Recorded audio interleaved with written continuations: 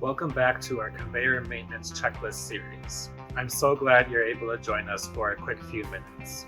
It's been cold up here in Wisconsin for the past few weeks, but we're busy staying warm building conveyors for you. So let's not waste any time and get right into it. When first installing or replacing chain or modular belts and sprockets, check for sprocket and chain or belt alignment on your conveyor before starting up the equipment.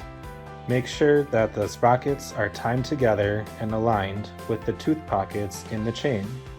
Doing this step will help prevent damage and extend the life of these components. In this example, see how the sprocket teeth fit perfectly inside the chain pockets. With the conveyor running, check your conveyor chain or belt top for flatness. Chains or belts that are not running flat will wear prematurely and pose a risk of breaking or damaging other components. For example, this belt is running flat, which means that we have a good indicator that the sprockets and belts are aligned. Check wear strips for signs of excessive wear. Wear strips are an important component in increasing the lifespan of your belt or chain.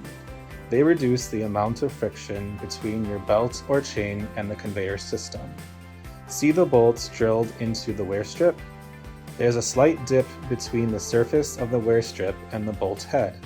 If both surfaces are level with each other, then it's a good indicator you'll need to replace the wear strips. All these tips will help you in your conveyor maintenance preventative plan. Stay tuned for more conveyor tips. Thank you for watching and have a great day.